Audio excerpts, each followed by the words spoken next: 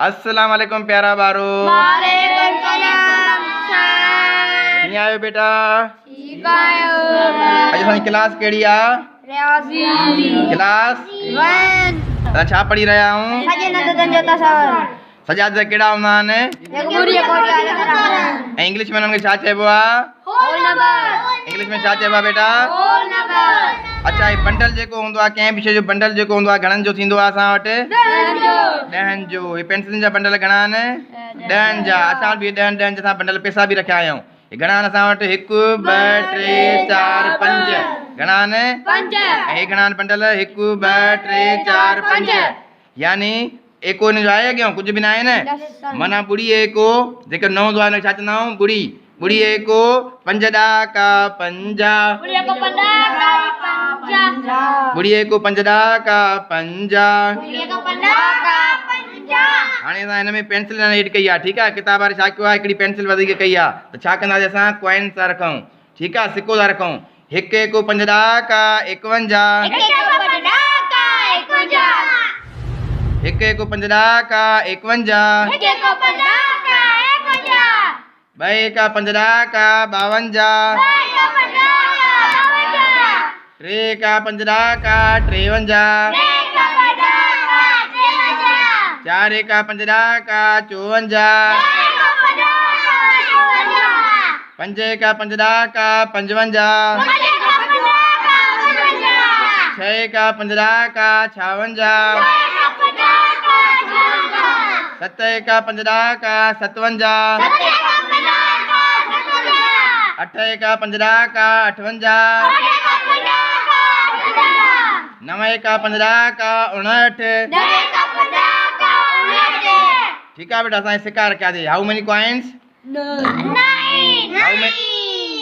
हाउ many coins? 9 coins. Okay, ठीकु आहे। हाणे असांजा अहिड़ी तरीक़े पेंसिलियूं बि ईअं ई आहिनि, ठीकु आहे। हिकु वधायोसीं, 1 2 3 4 5 6 7 8 9।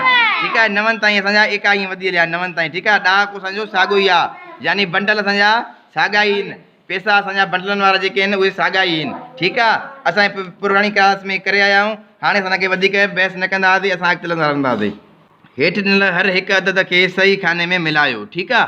जीअं असां पहिरियों मिलाया हुआसीं, हाणे जेके असां वटि अमाउंट लिखियल आहिनि, यानी ॾिसो 1 एको 5 ॾाका 51। उहो न तीर सां मिलाए अथऊं। हाणे तो 6 eka 5 ॾाका 56। काथे आहिनि इहे? उहे आहिनि 6 eka 5 ॾाका। आहिनि तव्हां छा कंदासीं? हितां असां तीर खणी ईंदासीं, ओ हिते अची हणंदासीं, ठीकु आहे बेटा। सिधो तीर कयो ऐं हिनखे तव्हां तीर हणोसि, ठीकु आहे बेटा। हे तव्हांजो तीर थियो हे। हाणे पोइ आहे 7 eka 5 ॾाका 57। 7 eka 5 ॾाका, ठीकु आहे बेटा। हिनखे छा कंदो? तीर हणंदा, हिते ॾेई करे हिनखे तीर था हणो, सुठे नमूने तीर ठाहियो, ठीकु आहे।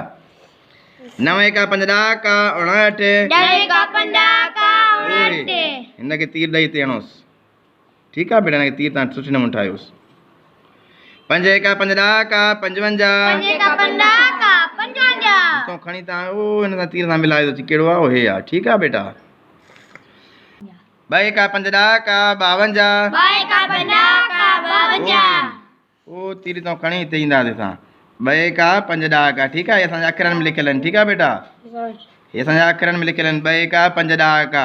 हे असांजा सिधा लिखियल आहिनि, ठीकु आहे। हे अखरनि में लिखियल आहिनि, हे अंगनि में लिखियल आहिनि, ठीकु आहे। अहिड़े तरीक़े सां तव्हां एक्सरसाइज कंदा रहो, ॿिया मिसाल ठाहियो, मुख़्तलिफ़ अंग लिखी करे एकनि ॾाकनि में पाण सेटिंग करे सघो था। उमेद कयूं था तव्हांखे अॼु असांजो लेक्चर वणे वेंदो। जेके असांजे पेज ते नवां आहियो उनखे फॉलो कयो, सब्सक्राइब कयो ऐं कमेंट सेक्शन में पंहिंजी राय ज़रूरु ॾींदा। Thanks for watching. रिमेंबर अस इन योर प्रेयर्स।